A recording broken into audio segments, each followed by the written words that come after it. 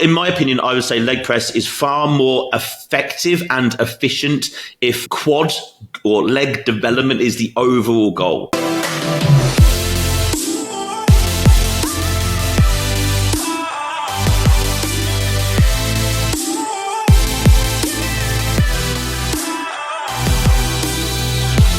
Alphas, welcome back to the show. My name is Andy Naylor. I am CEO at Naylor Body Design and host of your Optimal Alpha podcast.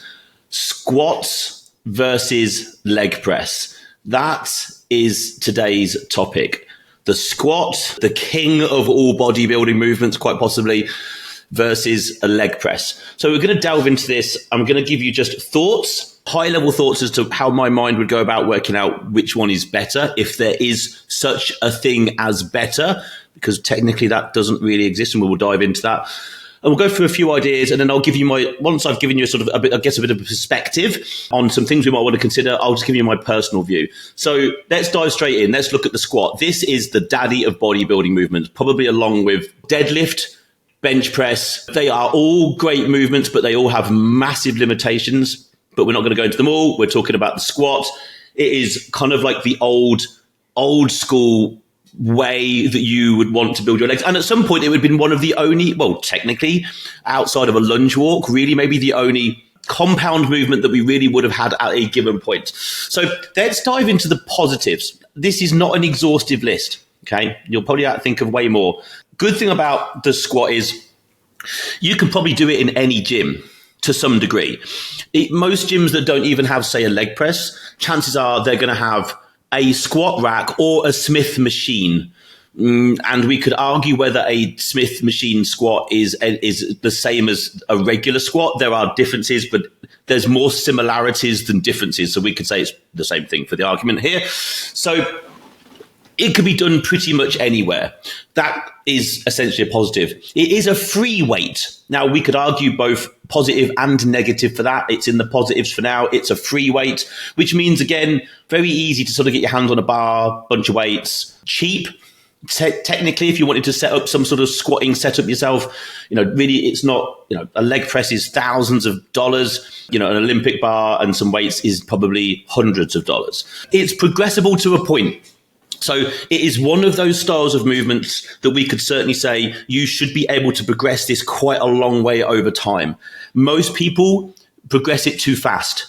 They add too much weight. They just want to add on another 20 kilograms or another 10 kilograms, when technically, if you were just adding, say, 2.5 kilograms aside, just a few pounds aside every few weeks or whenever your reps have got high enough, that's progress. People tend to progress this way too quickly, then at the detriment to any kind of decent form. But it is, of course, it's progressible to a point.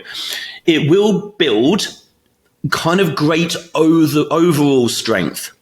What I mean by that is, well, consider where the load is. Yeah, it's all the way up on your shoulders, upper back, wherever you've placed the bar.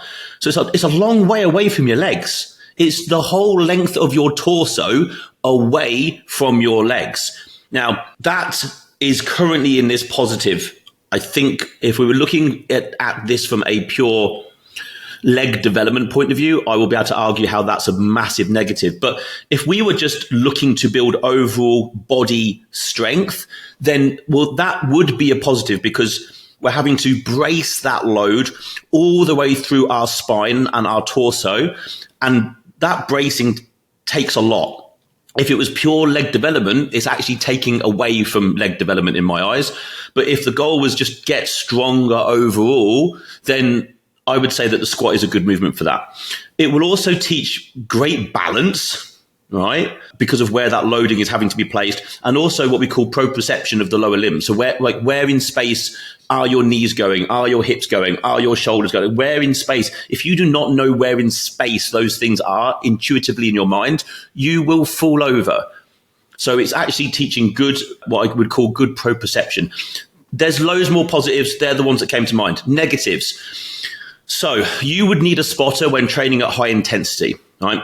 You wouldn't want to be squatting on your own with a max weight, not even like a 1 rep max, but like say anything in the 6 to 8 range where you're going to go close proximity to failure. You really should not be doing that on your own. You either need to have bars set up in the squat rack so that you can fail and the bar, the weight then comes off your shoulders, or you have a spotter. Either or, you need something else there to look after you. A squat also requires great natural biomechanics for you to be a good squatter. Right. And this is where most people, I think, struggle with a squat, because it relies heavily on ankle mobility, very much ankle mobility, really. That's probably the biggest issue people find. If you have poor ankle mobility, it sends your squat pattern all over the place, and you just don't get any depth, and the whole thing looks horrific. And yes, you could wear squatting shoes to bring up the heel, or you could put your heels on some kind of weight, but having to unrack something and stand back on a weight, I don't think it's kind of asking for trouble a little bit when we've just got other options that we could use. Also, lower limb lengths. So your tib and fib length, so your lower leg bones, and then your femur length.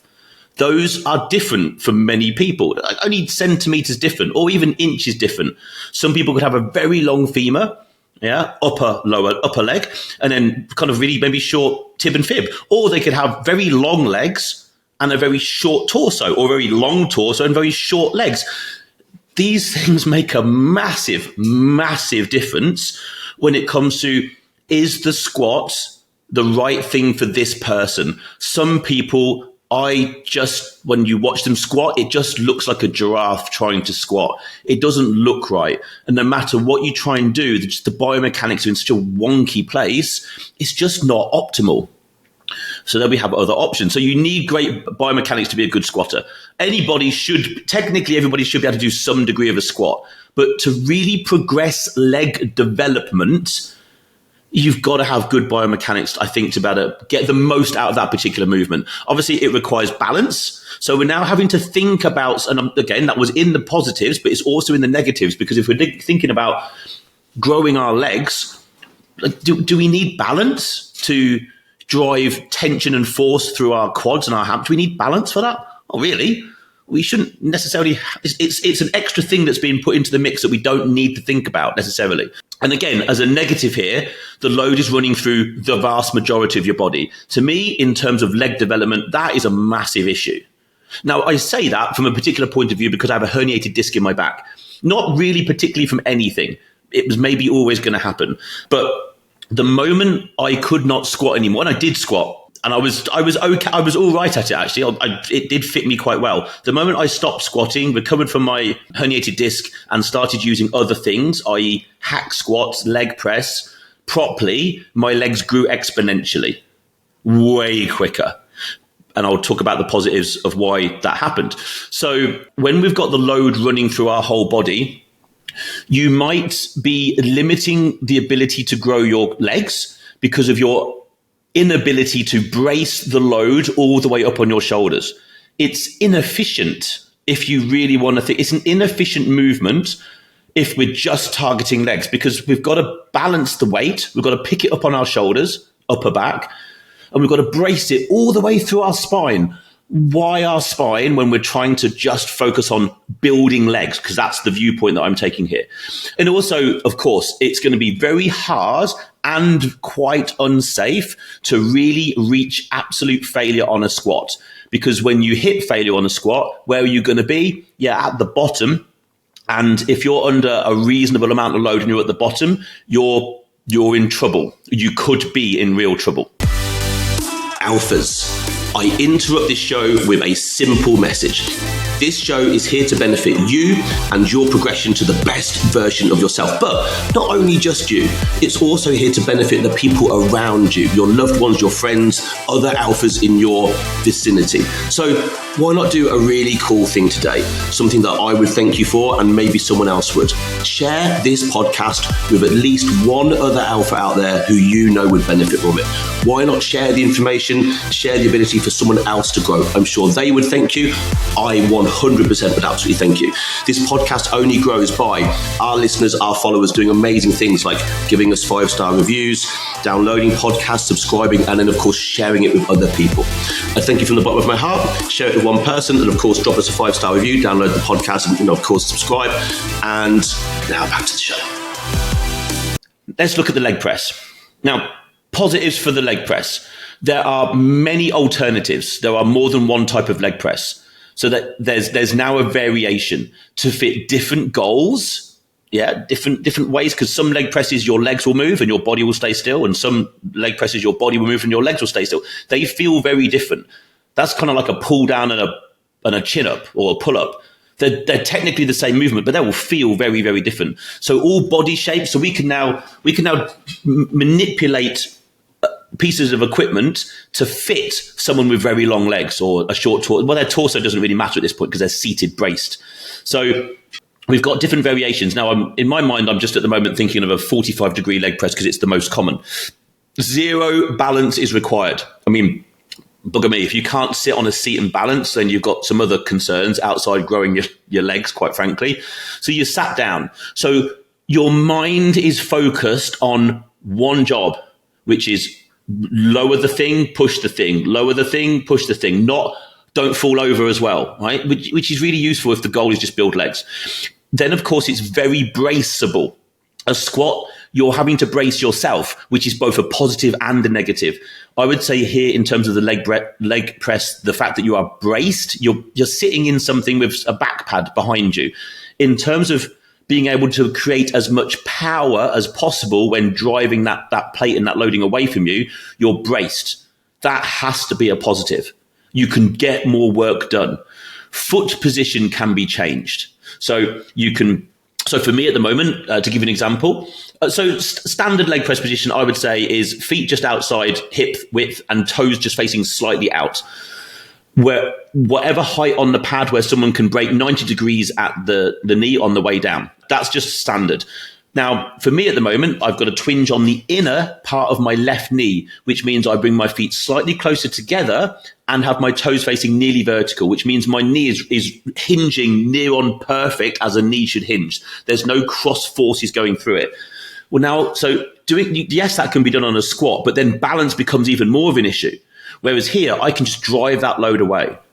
Okay, so foot position can be changed again all over the pad. We can go really wide and kind of get more of like a hamstring thing going on. We can go really close together and just try and get really deep on the quads. We can play about with that. So we're not having to think about balance. So our foot position can be varied depending on the goal. Of course, it is way safer to get closer to failure. So you can technically hit failure on a leg press. There's still danger there because it's going to be under quite a good degree of loading, probably. But generally speaking, the plate is just going to come down. You're going to get, I'm not going to say squashed, but it's going to be, depending on the leg press, depending on maybe if you've got pins that you can put in the leg press to stop the pad coming down to a point. But most people could let the leg press come all the way down and it bottom out and you would still be able to get out. Depends on your lower limb lengths, obviously.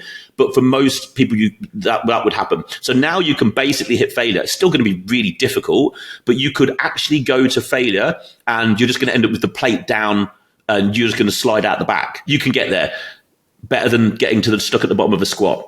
It's, of course, safer on the low back.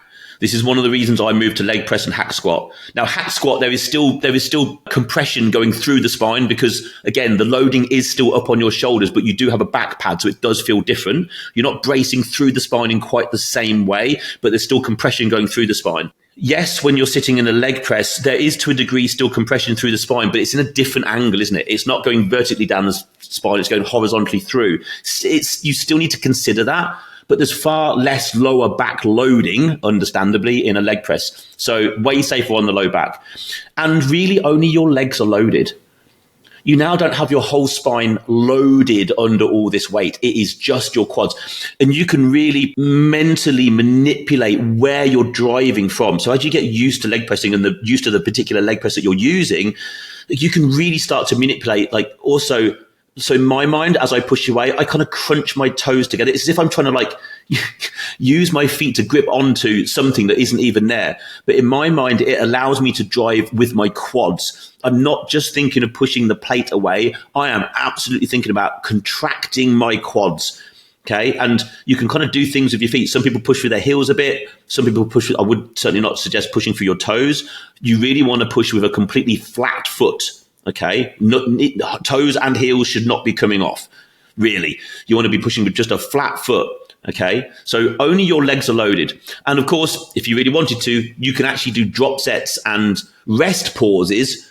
So intensify is way, way, way easier and safer on a leg press. Negatives for the leg press depends on the quality of the leg press. So now you're at the mercy of a piece of equipment and how well it has been upkept and just who made the piece of equipment. Some leg presses I've been on are just incredibly good, and some, as you can understand, are the exact opposite. So now one negative here could be depends on the leg press that you've got available to you. So we could say a negative is that it doesn't train balance. Well, if you're looking to grow legs, balance, you can go and do that somewhere else. Go and train your balance somewhere else when you're not trying to maximally load your quads and your legs. Don't do it somewhere else. You don't need. They're not. That's like squatting on a frigging Bosu ball. Just don't do it. It's just stupid. Yes, work on balance if you need to, but do that modality somewhere else in a different style. Grow quads, balance somewhere else. And also we could say a negative is it doesn't train all the way through the spine. If you wanted it to, if you needed it to train all the way through the spine, then of course a leg press doesn't do that. So in my opinion, given that I'm looking at this through a lens of leg development, to me personally, this is just my viewpoint out, squat is a great movement. It is. And if it fits someone really well, they're going to grow legs, yes. But they're probably going to become limited by their ability to brace the load at some point. Leg press, hack squat, these pieces of equipment will allow you to, I would say, progress further than a squat itself, because you're going to be limited by load. You know, chances are niggles, injuries, just in the back of your mind. If something goes wrong at the bottom of the squat, it's going to go very wrong. Like as you get older, as you train into your 40s and beyond, so I'm 45, I just want to now be able to train for the rest of my life. I don't want any injuries. You know, I like little niggles now can become an injury very easily. My left hamstring has been niggling me for about a year. God damn it. So the last thing you want, as you know, if you're 20 and you know something, do what you like, go squat until something happens, and then you'll think about what Andy said, and you'll be like, maybe this dude was maybe possibly right. But in my opinion, I would say leg press is far more effective and efficient if quad or leg development is the overall goal. That would be my viewpoint. So I hope you enjoyed this. There are going to be other episodes where I'm going to be looking at this versus that. We've got whole sorts that I'm going to be going through. I hope you found it interesting. If you did, give us a 5-star review. Share this episode with someone who might love listening to this sort of information, someone you know might need a little bit of help along their training journey. I would appreciate it. They would appreciate it. For now, over and out.